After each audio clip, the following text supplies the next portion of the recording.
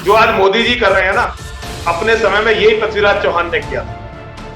किसी भी हिंदू को जीवित नहीं छोड़ा था और किसी भी राजा की लड़की नहीं छोड़ी थी। सबकी लड़की उठा रहा था, सबकी लड़की, यहां तक कि भाई की बेटी उठा ली। अपने भाई की, छोटे भाई की बेटी का अपहरण कर लोगे और उसके बेटे को मार दोगे, फिर क्या उम्मीद करते हो तुम? द लाइव टीवी, सच सबसे आगे। दोस्तों, मैं बात हफीज हूं। नफरतबाज यति नरसिंह आनंद ने पूरी सीमाएं लांघ दी और कल जो कुछ किया है वो शायद इतिहास में कोई भी कहने की हिम्मत नहीं रखता होगा और कोई भी इतना स्तर अपना नहीं गिरा सकता होगा। आपको जान के हैरानी होगी कि महान योद्धा, महान राजा पृथ्वीराज चौहान के आपको अपमानित करने की कोई कसर नहीं छोड़ी यति नरसिंह आनंद ने। वो नफरतबाजी अब वहां तक जा पहुंची जहां की शायद किसी ने कल्पना नहीं की थी। वही शेर आज इंदौरी साहब का कि लगेगी आग तो आएंगे कई घर सज में।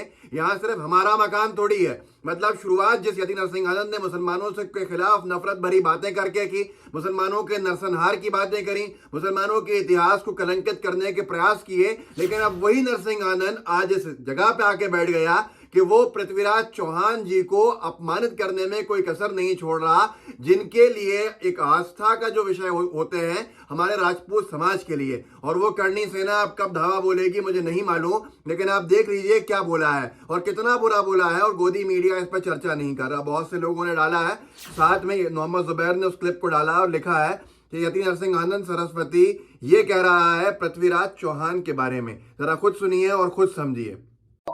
स्वामी जी, एक बात मैं बताना चाहता हूँ हिंदुओं को, स्वामी जी मैं एक हिंदुओं को एक बात बताना चाहता हूँ। जो आज मोदी जी कर रहे हैं ना, अपने समय में यही पृथ्वीराज चौहान ने किया था।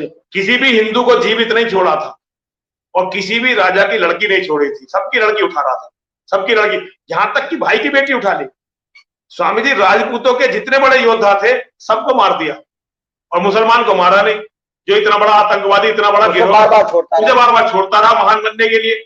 आखिर में मारा हिंदुओं ने तो नहीं मारा ना उसे, मारा तो दोस्तों आपने खुद सुना कि किस तरह से यहाँ पर यति नरसिंह आनंद ने बदतमीजी की सारी सीमाएं लांघ दी और पृथ्वीराज चौहान जी के बारे में जो कहा वो तो आपके सामने ही है। और ये तक कह दिया देश के प्रधानमंत्री को लेकर कि जो मोदी जी आज कर रहे हैं वही पृथ्वीराज चौहान तब कर रहा था। मुझे तो शर्म आती है कहने में, रहा था भी कहने में, जो कर रहे थे। इसने ये तुलना करी और ये कहा कि पृथ्वीराज चौहान सारे हिंदुओं को राजाओं को मार रहा था, उनकी बेटियों का अपहरण करके गलत काम कर रहा था।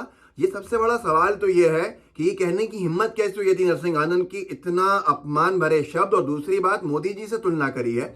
ये कहा है कि मोदी जी जो कर रहे हैं, मतलब यति नरसिंह आनंद का कहने का यह है कि मोदी जी हिंदुओं को मरवा रहे हैं इस देश के अंदर। यति नरसिंह आनंद ये कह रहा है कि महिलाओं के बारे में जो टिप्पणी करी है पृथ्वीराज चौहान जी से जोड़कर, महान पृथ्वीराज चौहान से जोड़कर, वो मोदी जी के बारे में भी वही चीज कही है। दो लोगों का इतना बड़ा, इतने बड़े एलिगेशन और सब लोग खामोश हैं, ये हैरानी की बात है। जरा मैं आपको थोड़ा सा और दिखाता हूं, उसको भी देखिए आप और उसको भी सुनिए किस तरह से इसने जयचंद को लेकर कहा है कि जयचंद की दोस्ती को पसंद करूंगा, जयचंद एक बेहतरीन दोस्त था, गद्दार तो पृथ्वीराज चौहान था। ये कह रहा है यति नरसिंह आनंद। आप खुद सुनिए इस बात को। गद्दारी जयचंद के साथ पृथ्वीराज चौहान ने की कि उसने उसकी बेटी का अपहरण कर लिया और उसके बेटे का, उसका बेटा नहीं था जयचंद का, मुंह बोला बेटा था लाखन, उसे बुला के धोखे से मार दिया। अब एक अपने भाई की, छोटे भाई की बेटी का अपहरण कर लोगे और उसके बेटे को मार दोगे, फिर क्या उम्मीद करते हो तुम? और जयचंद ने कहीं भी गौरी की सहायता नहीं करी एक भी जगह, लेकिन लड़ाई से चला गया जयचंद, लड़ाई। तो दोस्तों आपने सुना किस तरह से जयचंद के बारे में बात करते हुए उसने कहा यति नरसिंह आनंद ने कि असली गद्दार तो पृथ्वीराज चौहान थे। ये तो था कह रहा है, बदतमीजी कर रहा है, लेकिन मैं नहीं कह सकता, मुझे अच्छा नहीं लगेगा ये कहना।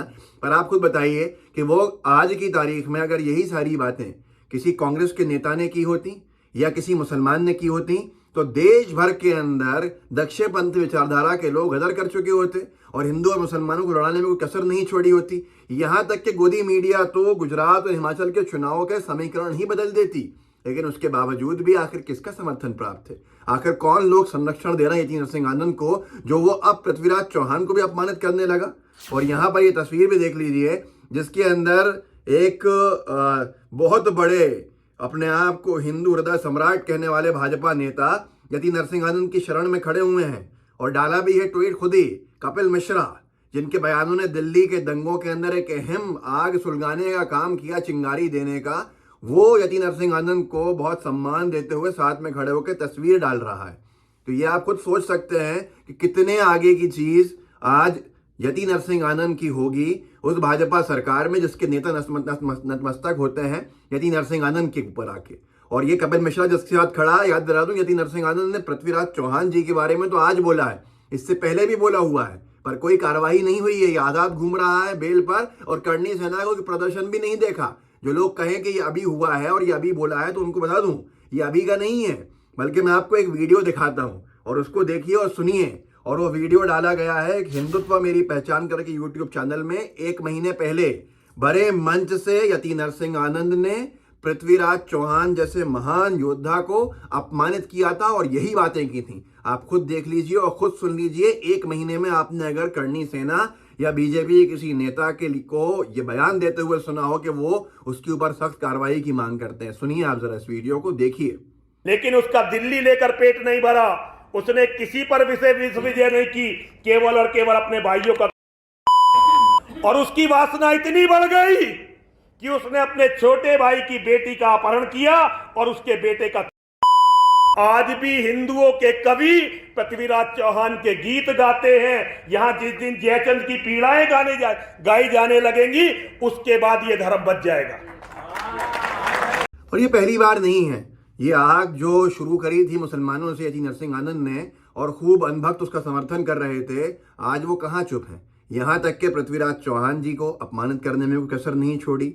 उनके ऊपर ये एलिगेशन लगाया, यति नरसिंह आनंद ने ये आरोप लगाया कि वो दूसरे राजाओं की लड़कियां उठाते थे। अपनी सगी भतीजी के बारे में जो उन्होंने कहा, यति नरसिंह आनंद ने जो कहा पृथ्वीराज चौहान जैसे योद्धा के बारे में, वो भी आपके सामने है।